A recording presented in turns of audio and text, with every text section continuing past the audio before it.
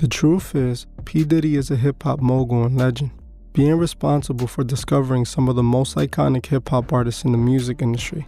The first man to make it to be a billionaire in hip-hop. But how exactly has Diddy become so successful? What if I told you that Diddy has done some sinister things to make it to the top? Join me in this episode as we uncover the dark truth about P. Diddy. P. Diddy was born November 4th, 1969 in Harlem, New York.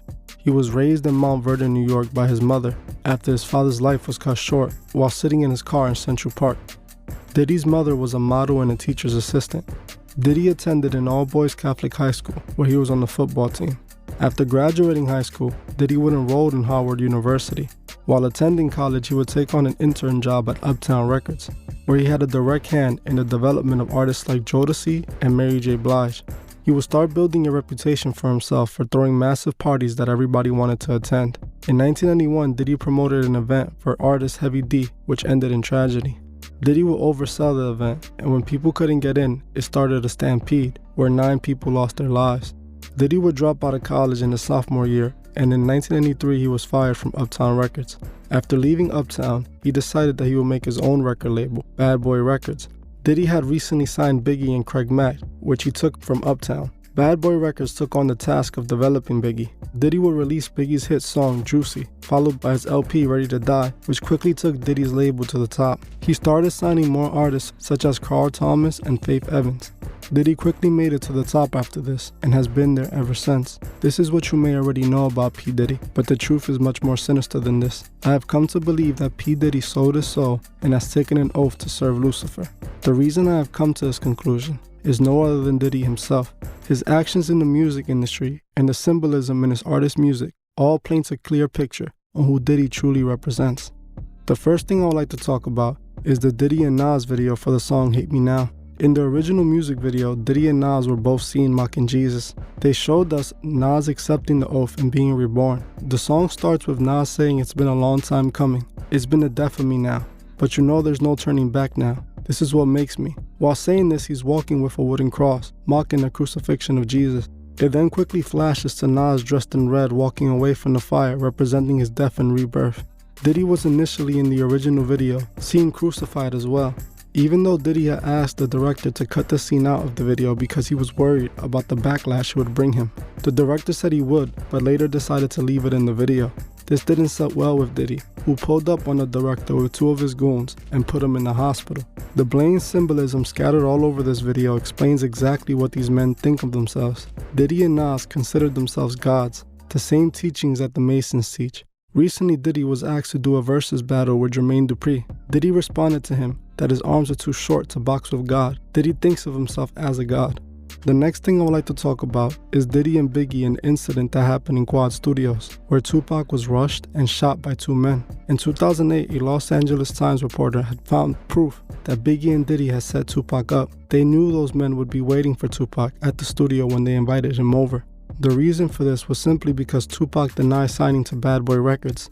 The article has since been retracted, but to me, this makes perfect sense. Suge Knight was never really a fan of Diddy, and knew what Diddy was intending with Tupac. Diddy has handled many of his disputes this way, so I wouldn't put this past him. There was also rumors of Diddy putting out a hit on Tupac. I also found it interesting that Biggie's first album was called Ready to Die, the album that blew him up. Biggie had tons of lyrics where he clearly showed his connections to Lucifer. If you would like to see a full video on Biggie or Tupac, comment either of their names below. The name that reaches 300 comments first, the next video will be about them. Diddy clearly plays by a different set of rules, and he is protected by a hidden force. The next thing I'd like to talk about was Diddy's former lawyer claiming that they saw artists performing a little bit extra on Diddy. She claimed that Diddy required artists to sleep with him to get a deal. This would later be confirmed by a former bodyguard of Diddy. Diddy was also recently sued by a former one of his chefs that came out to expose Diddy for hosting, let's just say, freaky adult parties. She would make her serve his guests after doing their nasty deeds. These parties have been going on in the industry for years. They are Masonic rituals and they take place often. These parties have been going on since the Romans. Aleister Crowley wrote about this in his books, and the cults still perform these type of parties to this day. Diddy has also been accused of robbing his artists.